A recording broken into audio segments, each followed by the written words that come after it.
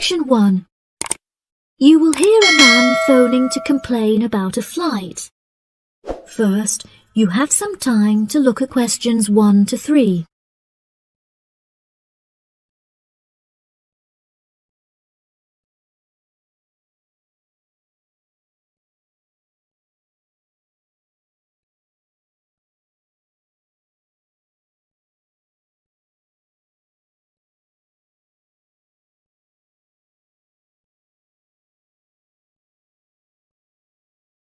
Hello, you have reached the complaints department. How can I help you? Yes, hello there. I am phoning to make a complaint regarding a flight that I took with you recently. Okay. There are some details I will need to take from you first. May I have your name, please? Jack Dawson. That's D-A-W-S-O-N. And your address? It's 33 Hillcrest Road. That's Hillcrest. 33 Hillcrest Road. Is that in Exeter? Yes. And what is the postcode of the residence? It's AL698GQ.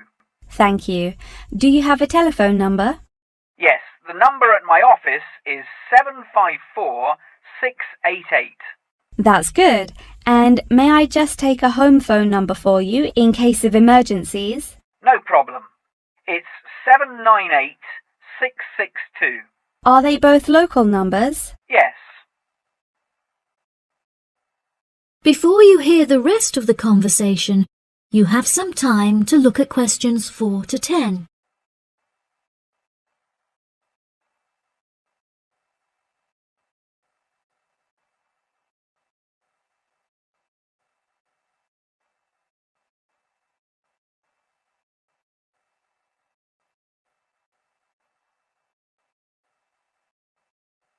Now listen and answer questions 4 to 10. Okay, great. Thank you for your patience. Now, what is the nature of your complaint? I'm phoning to complain about a flight I took recently. I always take certain measures to ensure that I will be comfortable. For example, I always pay the additional cost for extra legroom, and I always arrive punctually for the flight to make sure that I'm seated beneath an air conditioner. Unfortunately, I was disappointed to find that the air conditioning on the plane was broken, so I spent the entire flight in discomfort as it was too hot and the air was stuffy. I see. I do apologize for this fault with the air conditioning. Now, while I have you on the phone, would you mind answering a short questionnaire regarding your recent flight? Sure. Okay, let's get started. What did you think of the food that was served to you during the flight? I thought that it was inexpensive and quite delicious. However, I was still very hungry afterwards, as it was a very small portion and more of a snack. Providing a snack for lunch is not reasonable. Okay, I have noted that down. What was your opinion of the quality of service that you received from our staff on board? The staff was very helpful, but each time I pressed the button to request service, it took a long time for a staff member to arrive. I found this frustrating, as there just weren't enough staff on board the flight to be able to serve all the customers. Okay, that's great. Thank you very much for answering those questions. Are there any other parts of your travel experience that you would like to comment on? Yep.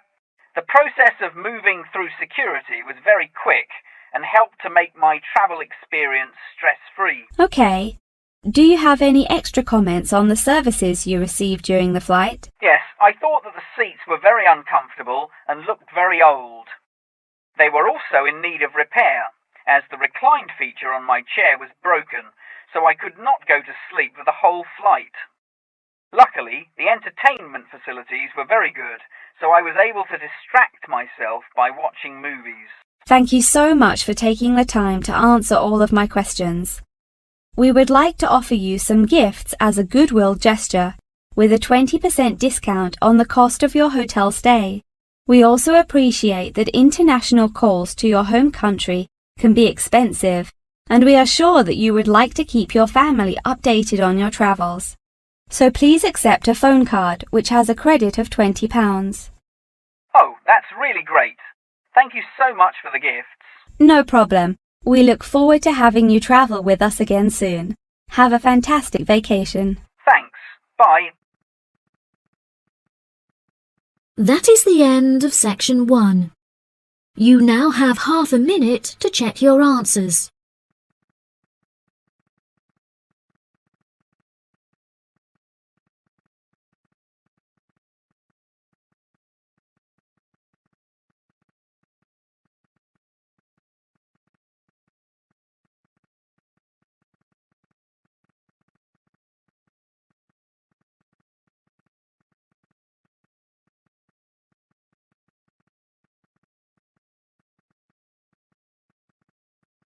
Now turn to section 2.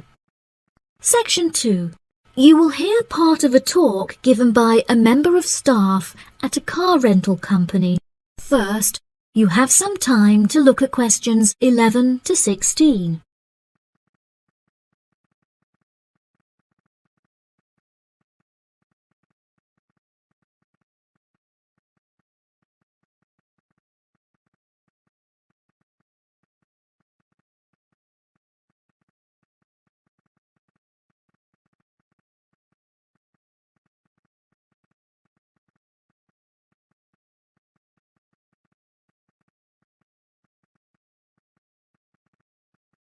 Now listen carefully and answer questions 11 to 16. Good morning, listeners, and welcome back to Star Radio. Today on the show, we have a visitor from Yazoo Car Rental, who is going to give us an insight into his company and into the public transport system. Welcome, Jonathan. Thank you for having me. Yes, I would like to start by introducing my company, Yazoo Car Rental. We are the cheapest and most reliable rental company in the city and have won multiple awards for the quality of our services. This success did not come easily, however, and it proved important that we stay fresh and are always thinking of ways to attract new customers. Our first attempt to do this was to offer a free gift with every car rental, which we were confident the customers would be very interested in. The offer of a free Hoover with each rental, however, did not attract any new customers, so we quite quickly stopped offering it. In 2002, a new taxi company opened next door to us, and we started losing a lot of business to them. So we introduced an offer that we hoped might compete with their service. We offered a new package where you could rent a car with a driver for a small extra fee. By introducing this offer, we found that all of our customers preferred to drive the cars themselves. So again, this offer was unsuccessful in attracting more customers.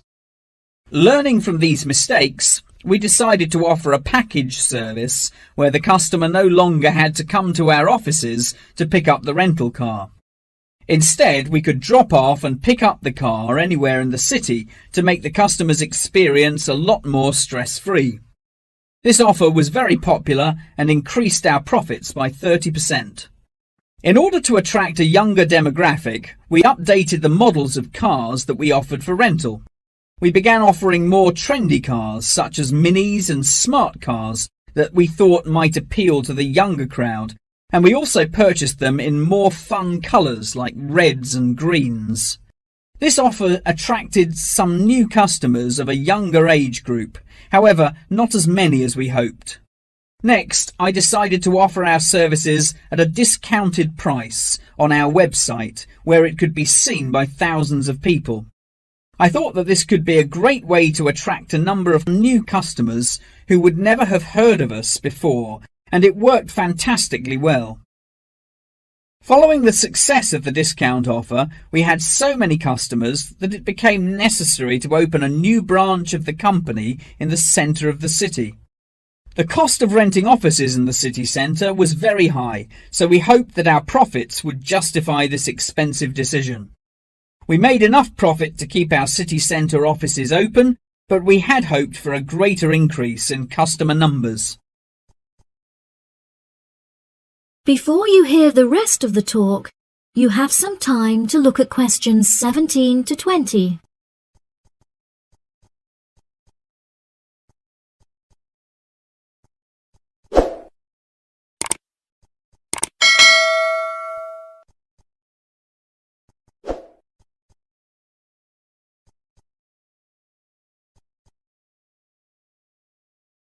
Now listen and answer questions 17 to 20. Now for the second part of my talk, which is on the topic of public transport. There are many benefits to public transport. For example, the recent introduction of bus lanes has meant that buses are now unaffected by traffic jams and are able to stay on schedule. Unfortunately, as fewer and fewer people are taking the bus nowadays, the service has become quite inefficient. This reduction in passengers may be due to the stories in the newspaper about the dangers posed to pedestrian safety by the buses. However, this is largely untrue, as buses are responsible for far less pedestrian-related accidents than cars. I use the bus service often, as car petrol is so expensive nowadays that the bus is far more affordable. However, if I am in a rush, I prefer to take a taxi, as they tend to get you to your destination very quickly, so you can remain punctual for your appointments. I also very much enjoy flying to my destinations, as the service is incredibly fast and the airports are always very easy to find. Personally, my favourite mode of transportation is the bus. Due to the lack of people using the service, I have found that the buses are never overcrowded, so there is always a seat available. They are also never dirty, as they get cleaned regularly. However, I have found that sometimes the bus can be over a half hour behind schedule, which can be very frustrating. There has been a lot of fluctuation in the price of bus tickets in the last couple of years. In the past, £1.80 for a ticket was enough to sustain the bus companies. However, as the price of fuel increased, so did the ticket prices. Now the ticket prices are declining as the bus companies try to encourage more people to use their service again. Well, that's all from me today. Thank you for listening. That is the end of section 2. You now have half a minute to check your answers.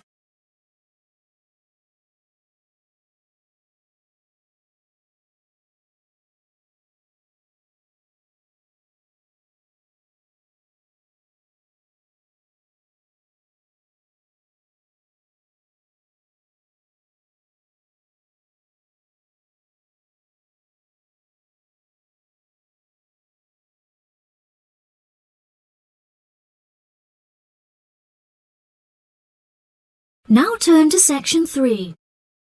Section 3. You will hear a conversation between a student and her professor discussing an assignment.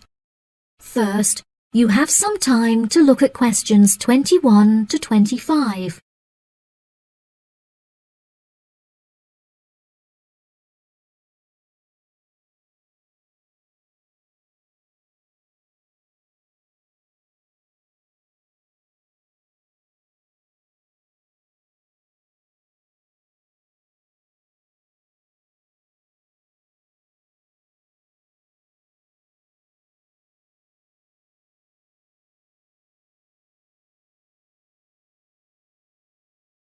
Now listen carefully and answer questions 21 to 25.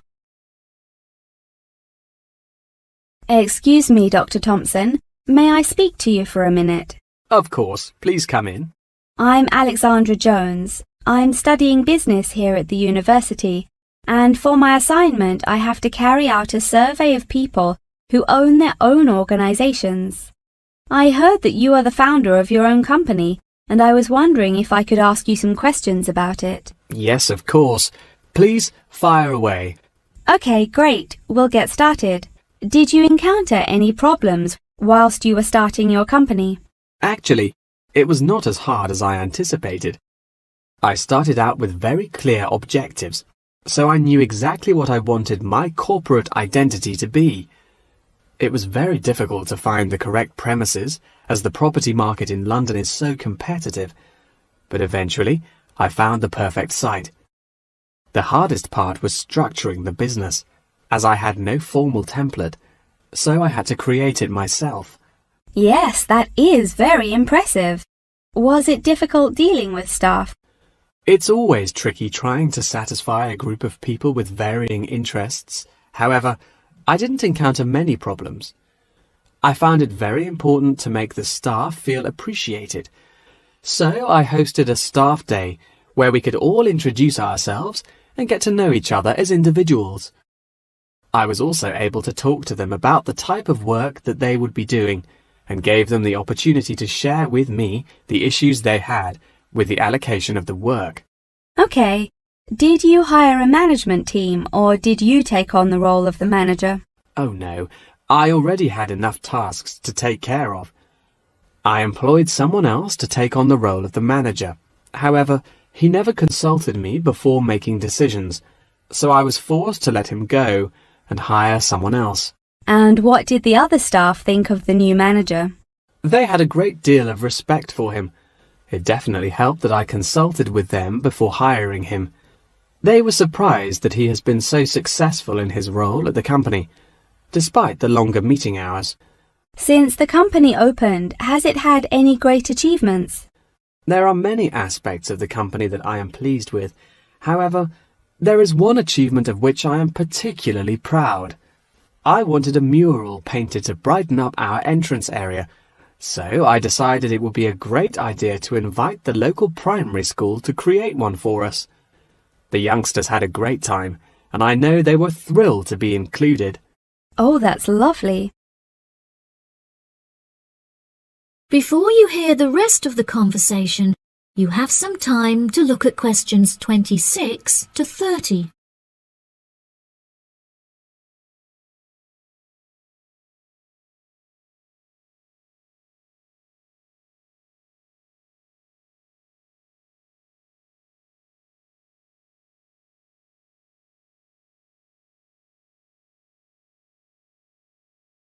Now listen and answer questions 26 to 30.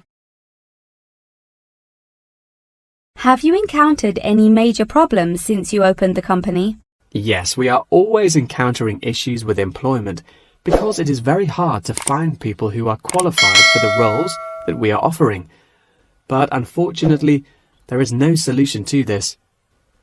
One of our administrators also recently left to go on maternity leave, which put us in a tricky situation. However, we have managed to find a temporary replacement for her. It's also now approaching the period when we must carry out our financial training, so I need to find a venue with enough space to hold everyone. It will be interesting trying to organise that event. Oh gosh, I can imagine. I find it hard enough to organise myself. Organisation is a difficult thing to master, but it is also essential for success. Whilst I was learning how to stay organised, I realised that the role of motivation is essential. Okay, that's great. I also suggest that you visit the library, as there is a section on culture that will have some very valuable material on how to develop your organisation skills. Okay, I'll head to the library when we're finished. I think you will find it very useful. They also have a collection of documentaries on the subject of personal organisation, and I suggest that you look up the literature on management of change. I personally found these sources incredibly useful. Articles are also a valuable resource, and we have a whole collection of them in our university library. I advise that you look at section 2, where you will find articles on the nature of volunteering. That's great. Thank you so much for your help. No problem. That is the end of section 3. You now have half a minute to check your answers.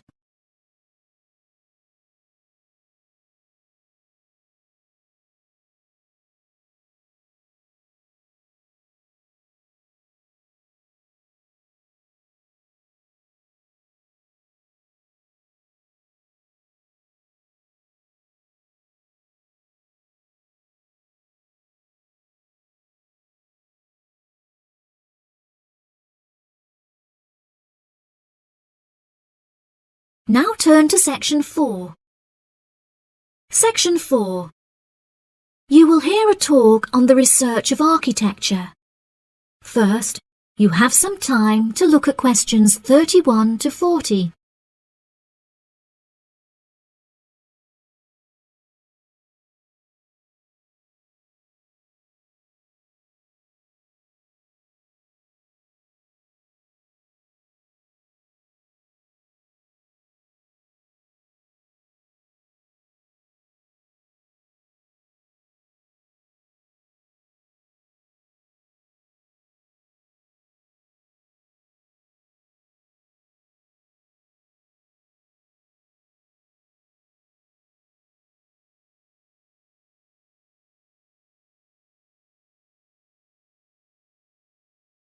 Now listen carefully and answer questions 31 to 40. Welcome, class, to your very first lecture in this series on architecture, conducted by myself, Dr. Torben Dahl. Today we will be looking into the relationship between climate and architecture, where I will be giving you a critical overview of the main climate influences that shape the design of buildings. Throughout this lecture series, we will be looking at the latest research into climatic design carried out by experts in the field, in addition to case studies and examples drawn from modernist practice, both in cities and rural areas. Now, acid rain is one of the climatic elements with the most devastating effects on our architecture. The chemicals in acid rain can cause paint to peel, corrosion of steel structures such as bridges, and erosion of stone statues. Since the 1970s, our government has been making great effort to reduce the release of these chemicals into the atmosphere, with positive results. Private organizations have also been raising awareness and funds, and recently received a huge donation from the bank. It is interesting to look at the studies that have been carried out into the effects of acid rain at varying altitudes. Research has shown that there are lower levels of acid in the damaging pollutants at higher altitudes, meaning that skyscrapers are much less vulnerable to the negative effects, as they are exposed to acid rain with far lower levels of damaging pollutants. Recently, the ALTA project was founded to carry out further research into acid rain. This project is directed towards studying the effects of acid rain on old, traditional buildings of stone construction that are vulnerable to damage caused by acid rain. Masonry is particularly vulnerable as it is easily corroded and weakened by the acidic chemicals. It is imperative that we protect these buildings, as they are valuable examples of our history and culture.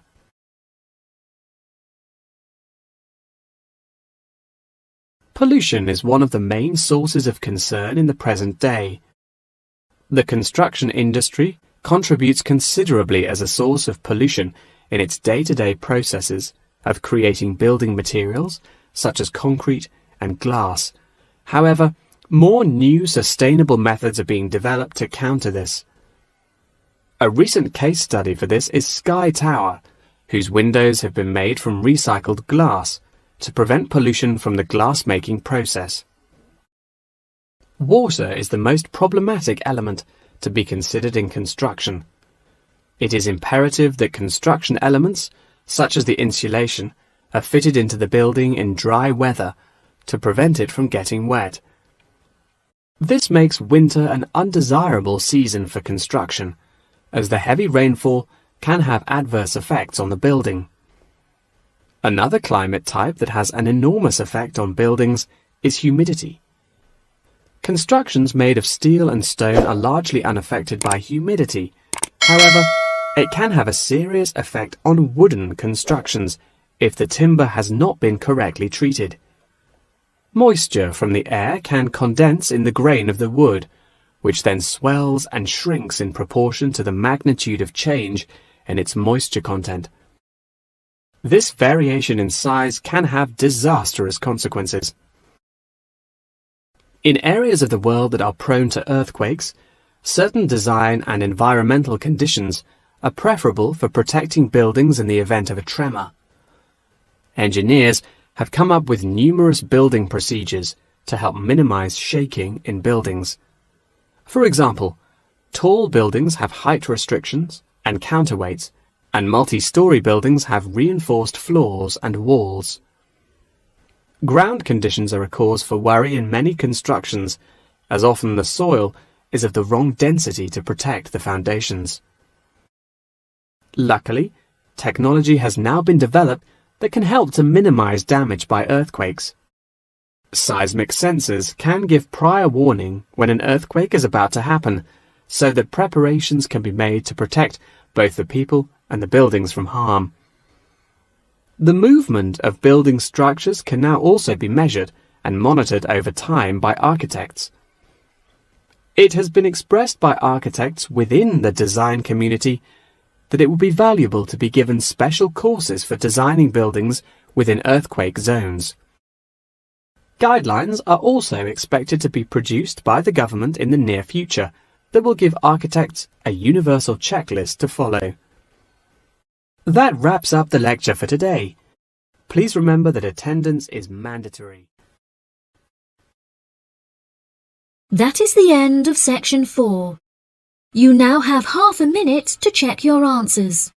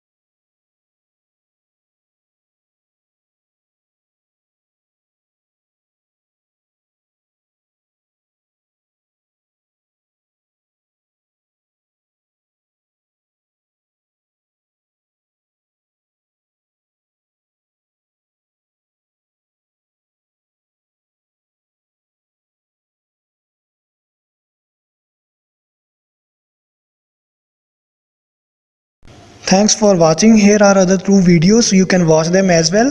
And if you haven't yet subscribed my channel, please subscribe it and hit the bell icon for my upcoming videos, and share these all videos among your friends.